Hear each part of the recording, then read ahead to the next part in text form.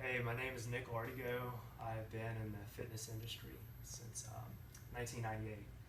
Got started personal training. Along the way, I became a yoga teacher, became a runner, never been a triathlete, but I do have some of the same, I guess, common things because I do marathons and getting into some ultra endurance stuff. So there's a lot of similarities there. I wanted to talk today about 3 things that endurance athletes can learn from yogis. So I don't necessarily want to convince you that you need to carve out even more time to do yoga in addition to your 3 sport disciplines that you try to fit in, because maybe that's all you're doing all you can. And I empathize with that because there's a lot of stuff I'd like to do, but what am I going to have to give up to do that? So I just wanted to share 3 main takeaways from yoga that I've gotten from practicing yoga and becoming a yoga teacher. And the first thing I'm going to talk about, and I'll take you through some things that'll help you optimize those things for yourself, is breathing. So in yoga, the most important aspect of yogic practice is breathing. Even when you see someone on a yoga mat in a contorted position, in the most flexibility inducing position that you can find, they're still focusing on their breath if they're practicing properly. So the breathing is the central focus of any yoga practice. Sometimes you don't really need to do the postures. The postures where you're stretching are really just an adjunct to the breathing. So you could just sit. Someone who is totally paralyzed who can still breathe on their own can practice yoga. So that's where the main power of yoga is. If yoga were just basically stretching your body, I wouldn't have kept practicing yoga. I would just stretch. So what's so powerful about the breath is that it is fine-tuned and interconnected with the mind. So the ancient yogis, when they were practicing, in caves in the Himalayas, sitting down, watching their breath for hours on end, came to the conclusion that the breath swims with the mind. So that if your state of mind is turbulent, there's a lot of mental noise, your breath will tend to be short, choppy, and erratic.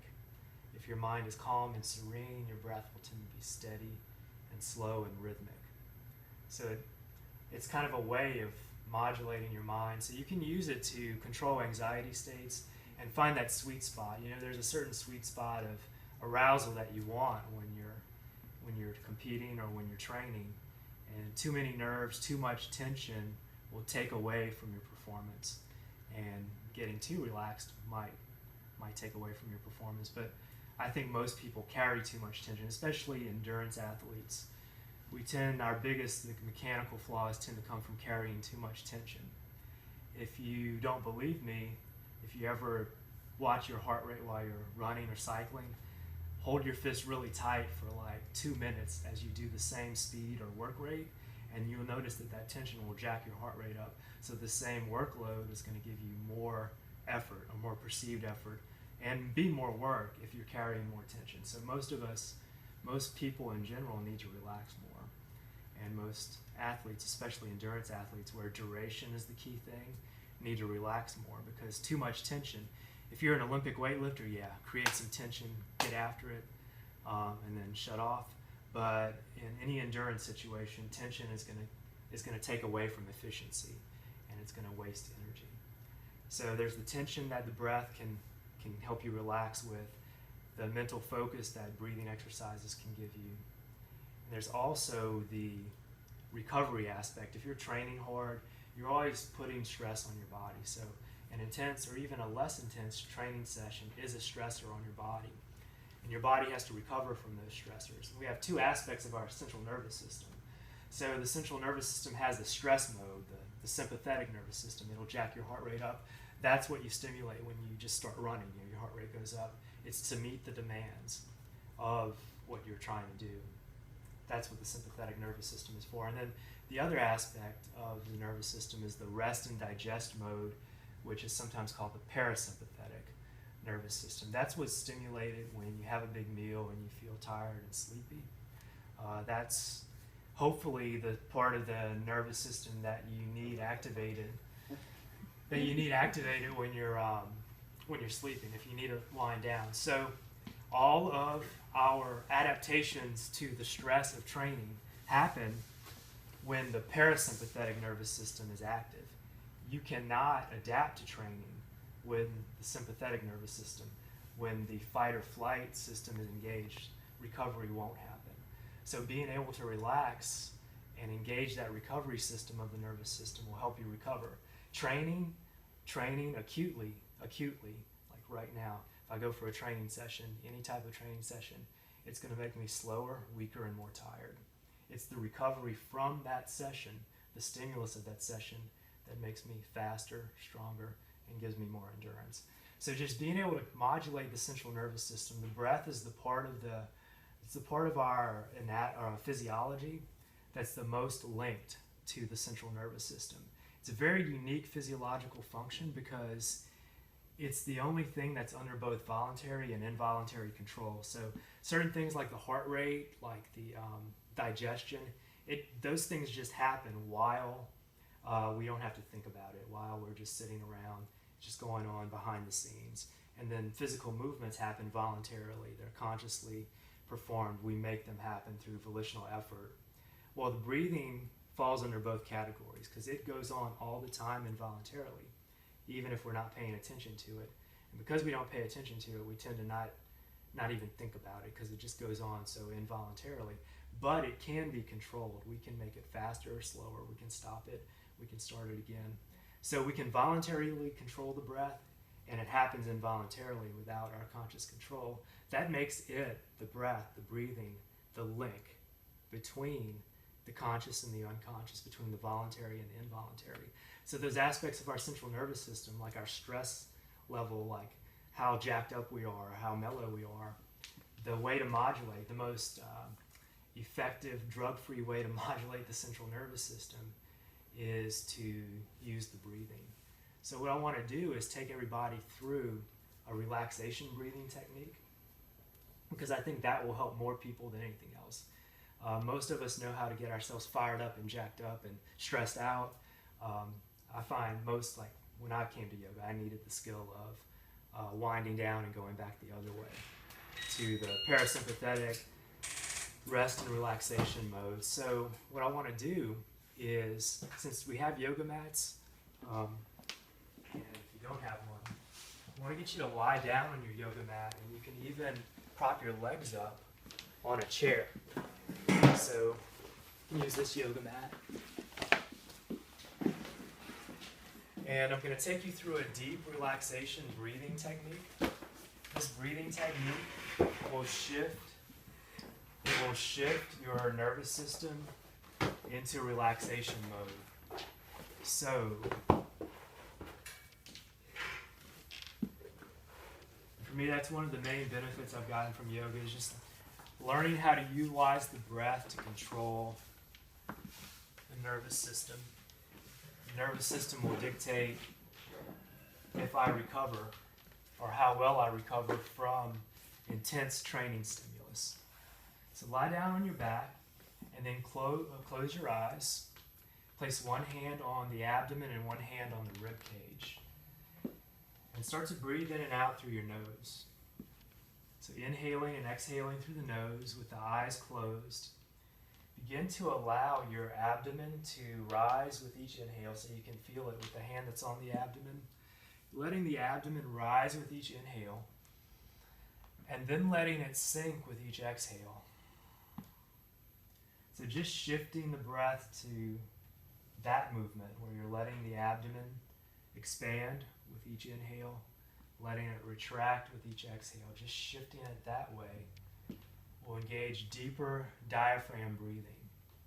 That itself tends to cause a relaxation response in the body. If you did nothing more than that for a little while, for 5 minutes, you would come away from that technique more relaxed than when you started. But we're going to add some other stuff because you can really amp it up. You can really amp up your relaxation, as I know we're prone to do. Endurance athletes tend to take things to extremes. So you're not just going to get relaxed. I'm going to get you to feel sedated for a little while. So inhaling, exhaling through the nose, abdomen rising, and then abdomen sinking. We're going to take control of the breathing, and we're going to breathe at a measured pace. And the way we're going to do it, which I'm going to talk you through, is going to be to lengthen out the exhale. So every inhale shifts the nervous system a little bit more to the stress mode, meaning it speeds up the heart rate. Every exhale slows down the heart rate a little bit. So in a relaxation breathing technique, we're going to lengthen out the exhale. The exhale is also the easiest way to take control of the breathing. Our muscles that control the exhale are a lot stronger than the muscles that control the inhale. That's why if you need to move enough air to blow out a candle, you don't try to inhale that air. You only have enough power to get the candle to blow out if you exhale. You have to use the exhaling muscles to really move the air powerfully. So that makes it much easier to use the exhale as the method of controlling the breath. And you can just sit there and breathe in and slowly just make each exhale a little longer. That's going to relax you as well. But I'm going to talk you through a technique where I'm going to say inhale and count to 4. And then I'm going to say hold and count to 7. So we're going to pause the breath for a 7 count. It's definitely okay to release that hold before I get to 7, especially if it becomes uncomfortable. We don't want to create strain here. We want to create relaxation. So you can release it before I get to 7. And then I'm going to say exhale and count to 8. So we're making the exhale double the length of the inhale. And we're going to have a pause after the inhale. I'm going to count to 7, but you can release it before I get to 7 if it's a strain.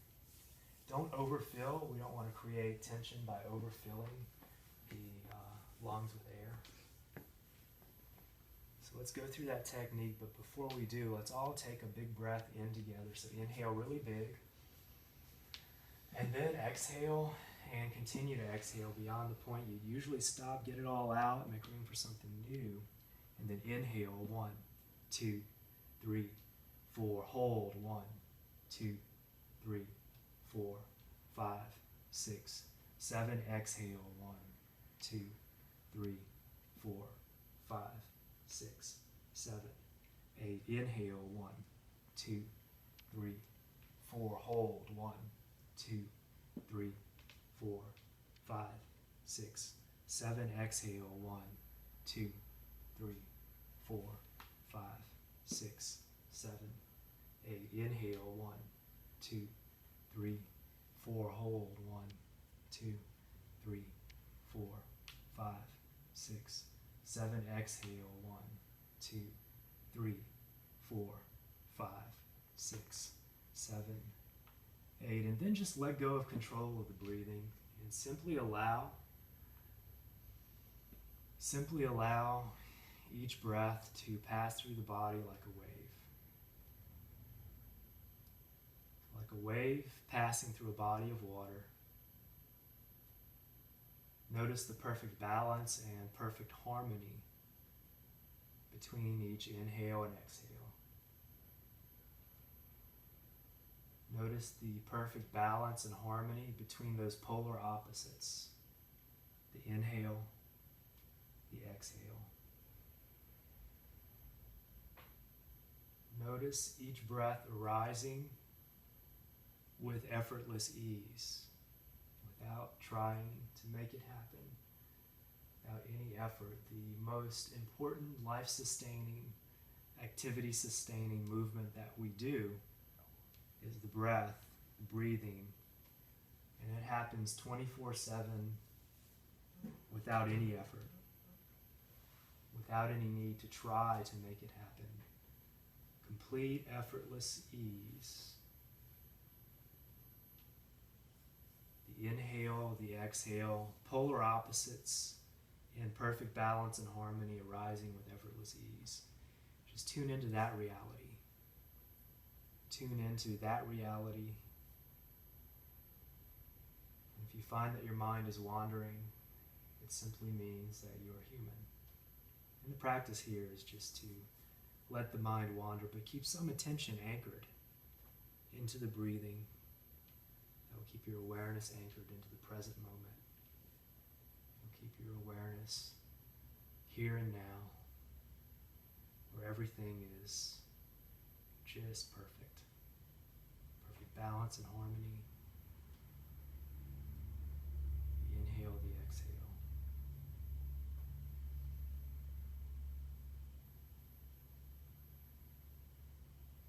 And slowly begin to bring some movement to your body. You can wiggle your fingers and toes, and you can circle the ankles and wrists.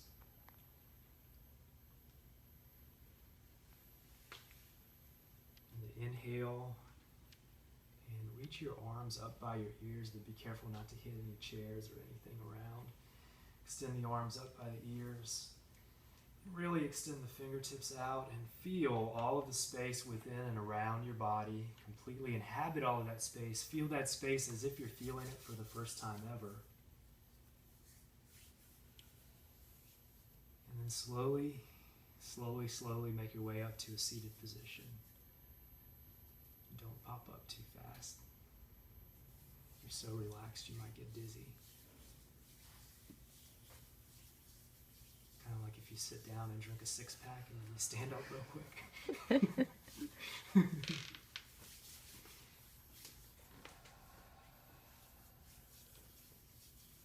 Is everybody relaxed? Cool.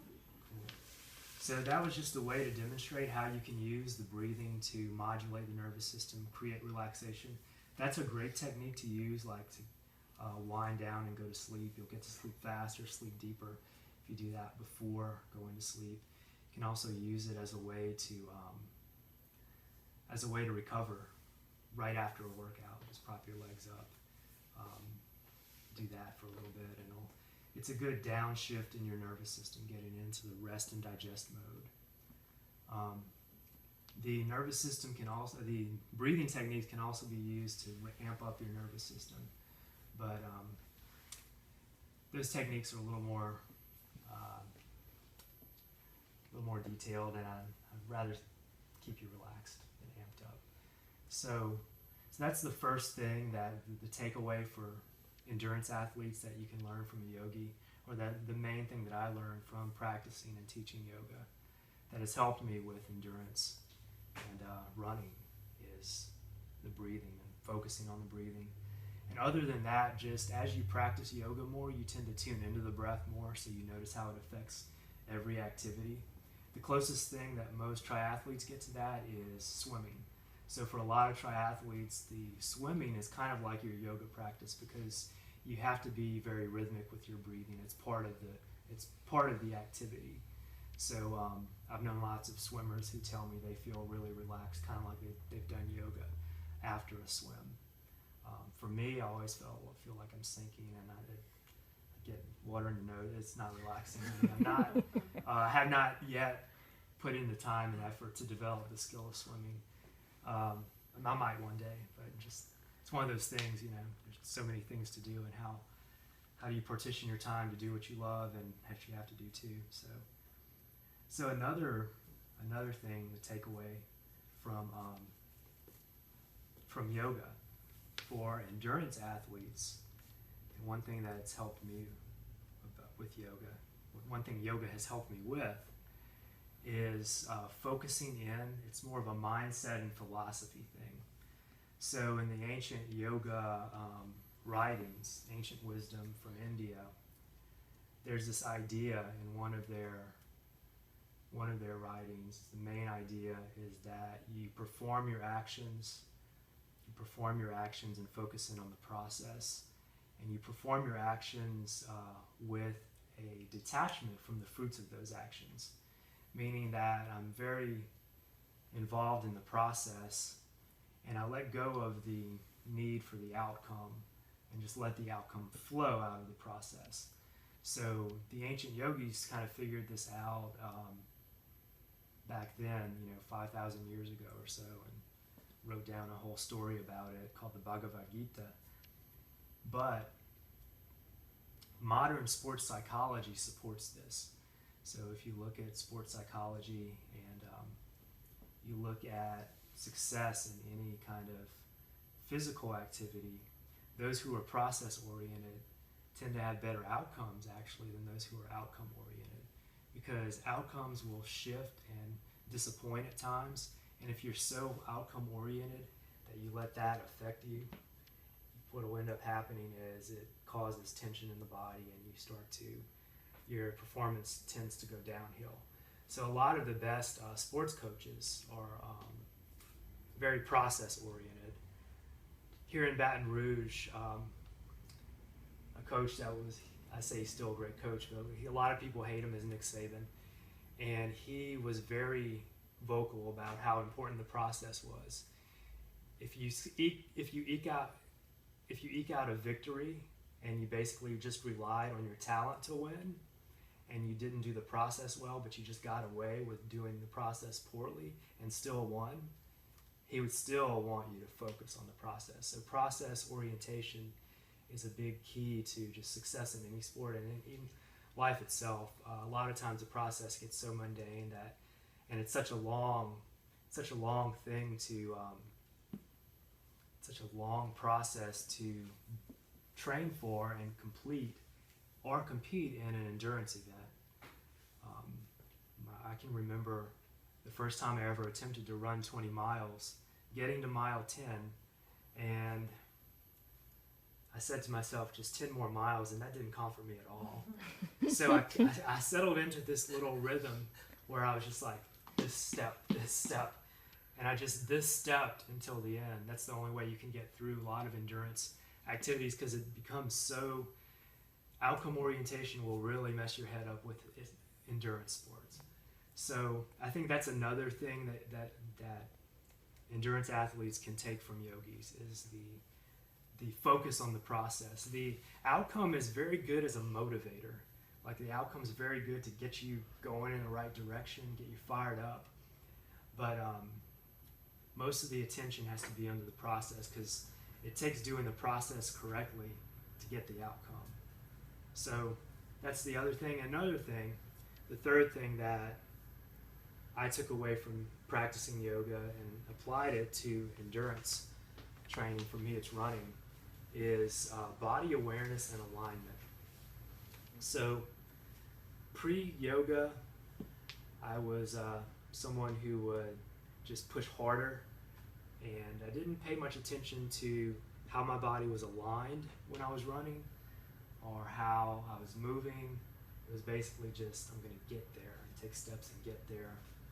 And as I started practicing yoga, everything in yoga is alignment, starting with the feet. So I started just paying more attention to, okay, how's my body aligned? How's my posture?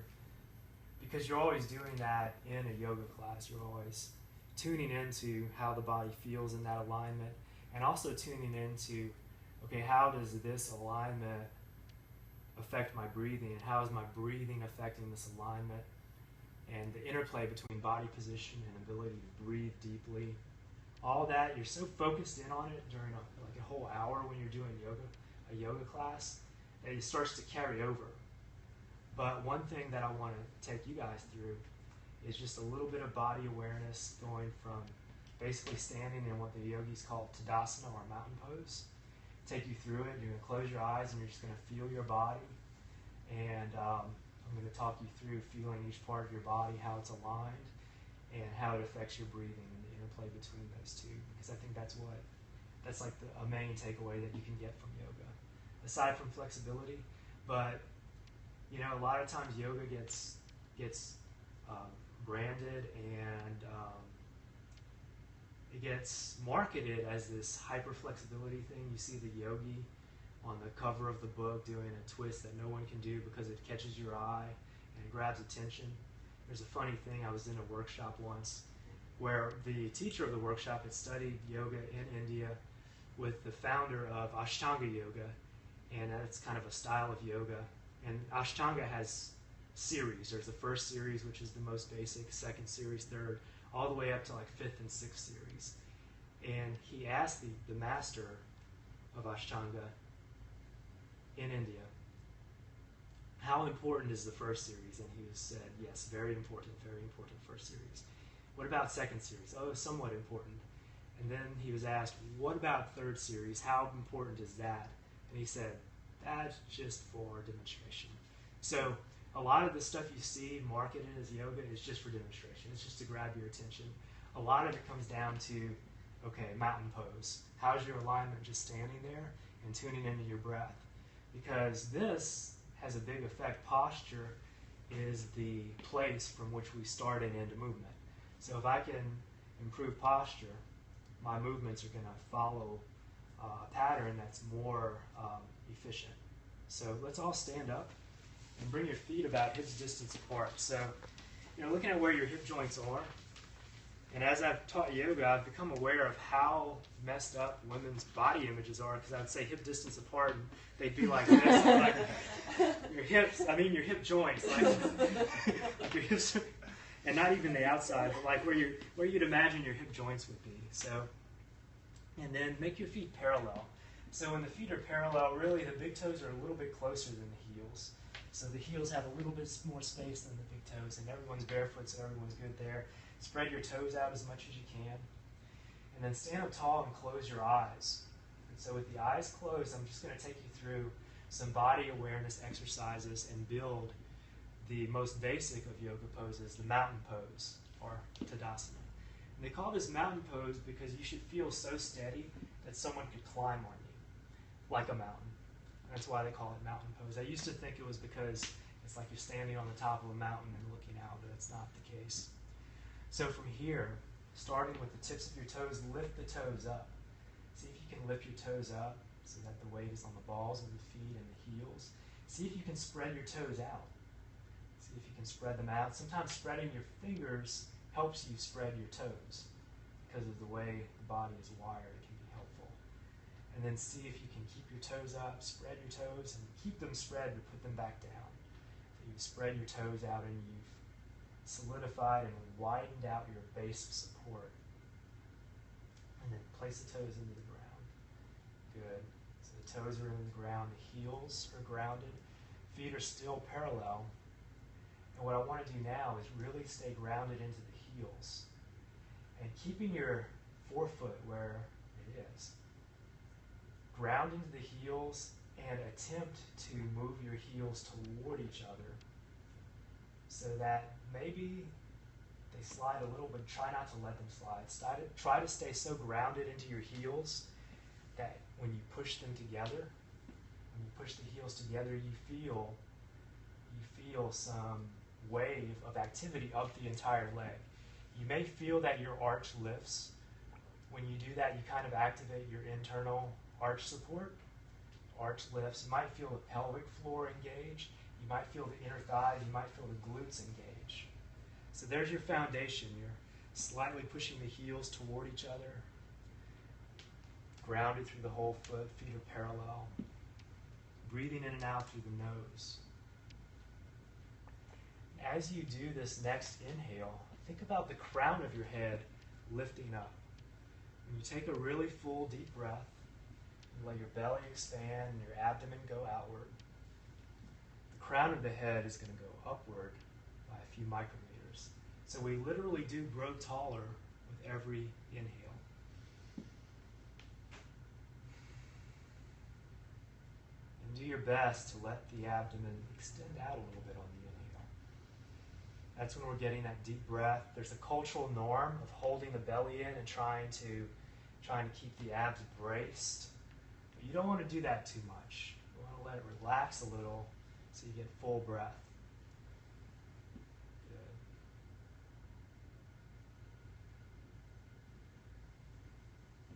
Good. Then on the next inhale, shrug the shoulders up and back. And then on the exhale, let the shoulders sink down away from the ears. And then reach the fingertips toward the floor. The fingertips are reaching toward the floor. Palms are parallel with your body. So sometimes if your shoulders are tight, the palms want to turn back and the knuckles want to turn forward. Try to avoid that. Try to keep the knuckles facing out, the palms facing in.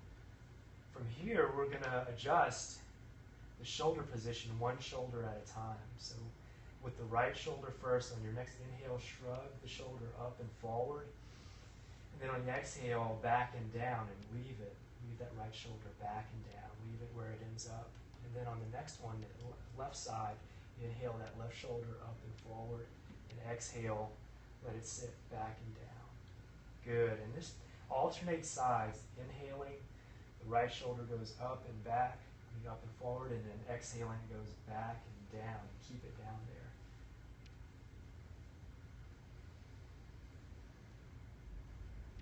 And after a few times using the breath to facilitate that body motion, you should feel like your shoulders are more easily sitting back in alignment with the rest of the body.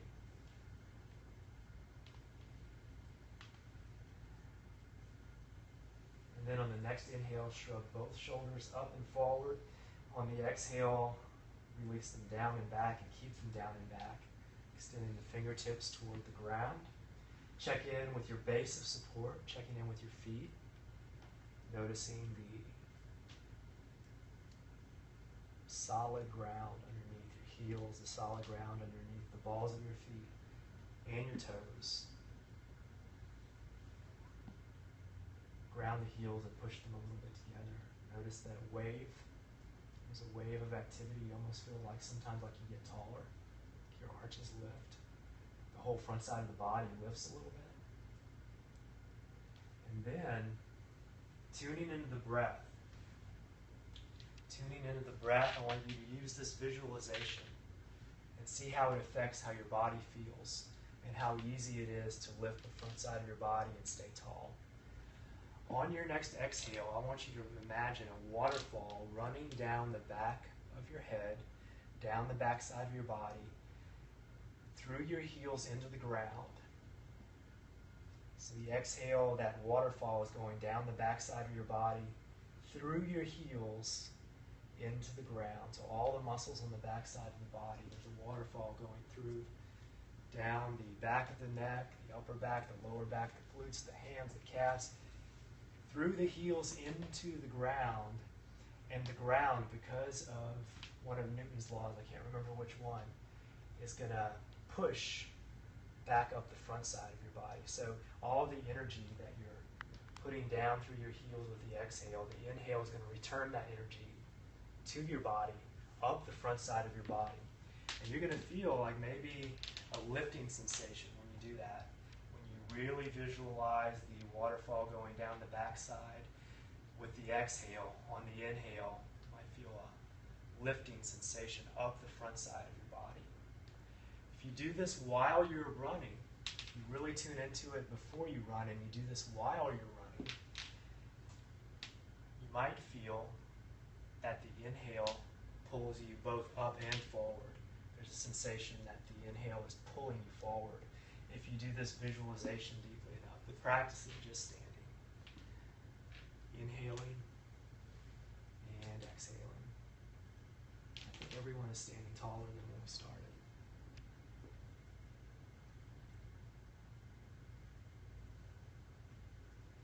So next, from this position, keeping your eyes closed because it helps you tune into the sensations in your body, taking away that visual input, takes away the distraction. I also want you to start to listen to the sound of the breath. So tune the sense of hearing into the breathing. And even let the sound of the breath go to the back of the throat. And keep your mouth closed and make like a little sound of a kind of a sigh or a hiss, kind of like the ocean, kind of like Darth Vader, but not so loud.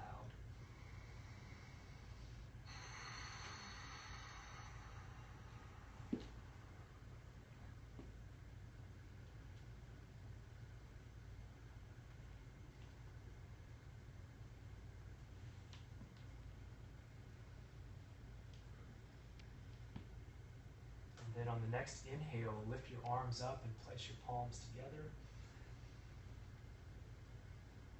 And exhale, bring the arms back down. All right. And then open your eyes and have a seat. So does anyone not feel more in touch with your body after doing that exercise? Fantastic. Actually, I think I definitely breathe in my chest because when I do breathe, I almost get a little lightheaded. You're maybe not accustomed to that much. I'm probably not accustomed to that much oxygen. Yeah. Imagine, and then another thing is sitting on a bike kind of puts puts you in a mechanical disadvantage for that kind of breathing because it's kind of hunched forward. So the diaphragm isn't in a great position to breathe that deeply, but if you can consciously make that effort, it could probably be helpful. Another thing is when you get off the bike, just trying to do something to stretch the muscles between here and here. I like to get on a ball and just lay back over the ball, or another way, a yoga posture, is just to be on your elbows. I usually tell clients if you sit for any period of time, if you're either sitting on a bike or in a car or at a desk, or if you're bent over doing some gardening, anything where you're bending your spine forward for a long time, to just sit 5 minutes in the opposite position, and that opens up. It opens up these muscles and lets them release a little, so that when you do breathe in, the diaphragm is at a mechanical advantage to actually push the abdomen down and out, and you get the deeper breathing. Try to practice it when you're running. You know, it's easier when you're running because theoretically you're upright in a run, and then swimming imposes parameters of breathing that have to do with timing. But the more you can use that diaphragm, the more you'll be able to take in and get it. So those are the three main things. Does anyone have any questions about those things?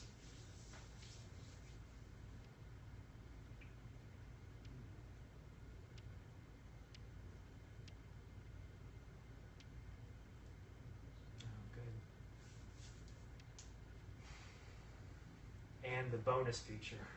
So, as Dr. Hill was saying last week, he was talking about a high percentage of runners and then triathletes too, having limited hip extension. I think that's probably, just after assessing people over the years, not just triathletes, not just runners, but people in general in our society lack that because of so many sitting jobs, whether it's driving or... So basically the knees are constantly in front of the body when you're sitting. And so the top quad, the rectus, the highest quad, and the deep hip flexors tend to tighten up and shorten up. So, and if you're on a bicycle, it's even more, because you never really get the leg behind, you never really get the knee behind the hip on a bicycle. So there's a lot of repetitions, thousands and thousands of reps with a shortened hip flexor unit.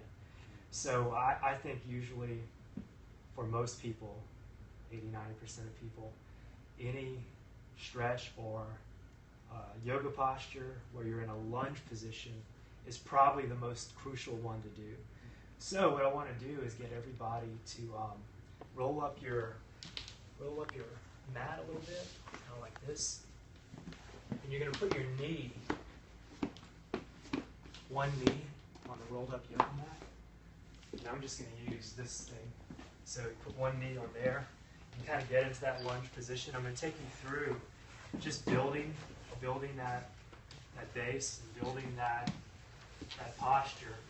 Because what ends up happening, because I've taught yoga classes in group setting, and there's not enough time to come around and adjust everyone's position and make everyone perfect, which can drive you nuts if you have a perfectionist tendency. So you just kind of have to, but this is what you see a lot, is the hip flexors are so tight that from this position, the pelvis is tilting forward. And then as you start to push the hips forward, the torso wants to follow the pelvis. So what we want to do is kind of be back here where you can keep your chest upright. And we're going to start with actually trying to take the pelvis and make sure that it's squared up to the front initially. So a lot of times when the hip flexors are tight, the tight hip flexors want to pull this hip back so that the pelvis is actually facing sideways. We want to make sure it's facing directly ahead. So the belly button and pelvis are facing the same way. So sometimes you can even feel just that little adjustment. You feel it more in the hip flexors. You feeling that?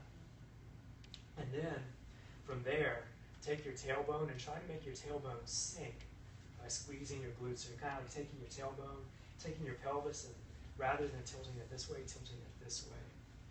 So if I have a very tight pull right here, that this is what I need, right? Yeah, so even before So you can feel a stretch in those muscles that we're targeting even before shifting forward. Yeah, You might not need it's to. tight right now. So you can shift forward. Don't shift forward yet. So you build the base first, right? Another yogi kind of thing. Make sure this hip is forward, parallel. Tuck the tailbone under. You may feel some quad and hip flexor stretch. And then on an exhale, we always go deeper into the stretch on an exhale because that's when your body's more relaxed. On an exhale, shift the hips forward a little, and you'll feel it intensify a little. But try not to let the hip go back that way or tilt the pelvis. So the pelvis still tucks under and still has this left, your back hip forward, and we're shifting into it, keeping the chest lifted. So from there, each inhale, think about like lifting the chest taller and growing taller. Each exhale, think about shifting the hips a little more forward and letting the hips sink a little bit. Each exhale, as you do that, you should feel some stretch in those hip flexors. Everybody feeling that? Okay, so from there, you can take your arms, keep the base where it is, take your arms, and on the inhale, raise the arms up. Good. So for balance, you can find one focal point for the eyes, preferably something that's not moving. So with the arms lifted, the hip that's behind, the hip that's in back, the leg that's in back, that hip's going forward. Really focusing on that hip going forward. The leg that's behind you, engaging that glute. You're going to feel that. Then trying to reach as high as you can, where you're really reaching so high that you lift the sternum. You're going to notice that everything's connected in a chain. So there's nothing that we can do with one part of the body that does not affect the whole chain of the body. So the tips of your fingers through the body to the tips of the toes, it's all connected with the fascial system, which is what you're working on when you do the foam rolling. But you're also working on it when you're stretching and breathing.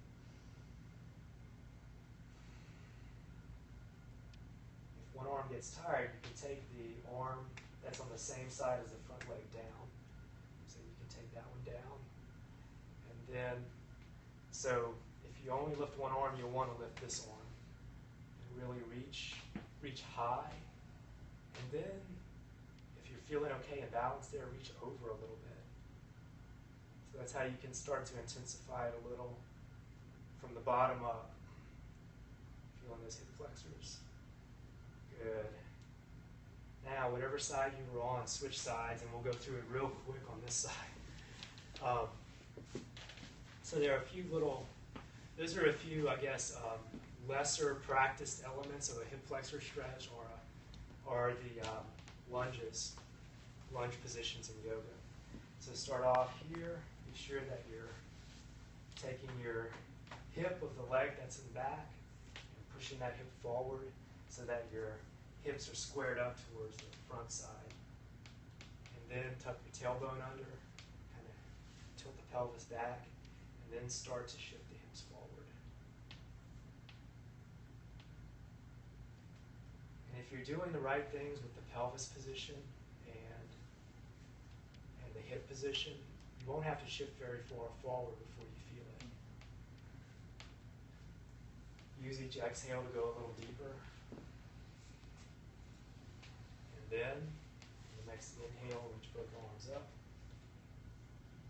And on the exhale, shift a little more forward.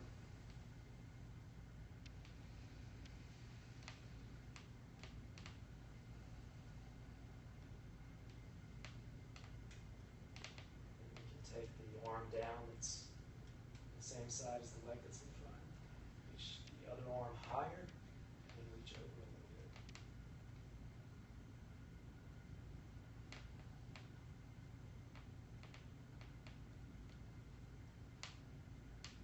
And then release everything down. Stand up tall. Back up. So that's probably the most crucial, I'd say the most crucial yoga posture or stretch to do for most endurance athletes.